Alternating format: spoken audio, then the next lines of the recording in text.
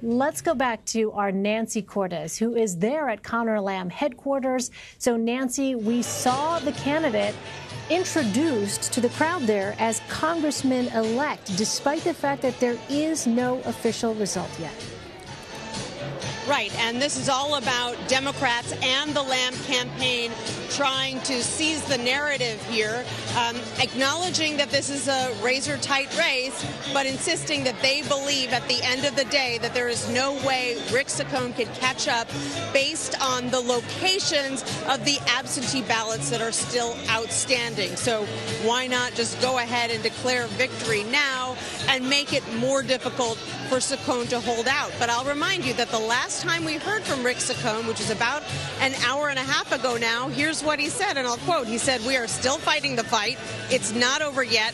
We are going to fight all the way until the end." And I don't expect, given how close the tallies are right now, that we'll hear any more from him tonight. Certainly not a concession. And so this is bound to drag on until the morning, no matter what.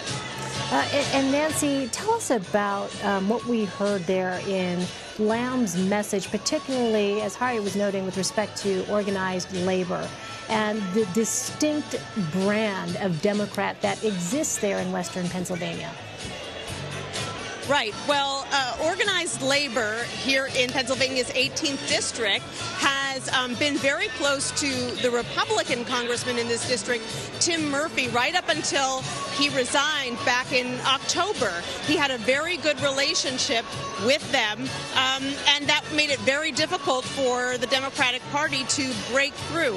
Rick Saccone, the Republican candidate now, does not have the same relationship. In fact, he has been something of an opponent to the unions in the Pennsylvania State House. And so from the very beginning, you saw labor union leaders flocking to Conor Lamb, and that made it pretty difficult for Saccone to win back some union support, even after President Trump made that surprise announcement that he was going to be imposing tariffs on steel imports, something that would typically generate a lot of enthusiasm here in steel country. And it certainly did in some pockets, but clearly it wasn't enough to give Saccone a comfortable lead. And so you heard Conor Lamb in this, what he would like you to think was a victory speech. We still haven't called the race. Talk about pensions, talk about Medicare, Medicaid, themes that he has returned to time and time again in this special election, knowing that they would play well with his working class voters who are somewhat worried by the rhetoric that they hear coming out of Washington, particularly from Republican leaders who said that they might want to tackle entitlement reform now that they have passed these large and pretty expensive tax cuts. All right. My thanks to you, Nancy Cortez, our chief congressional correspondent there at Conor Lamb headquarters. Thank you so much for your reporting throughout the evening, Nancy. You're welcome.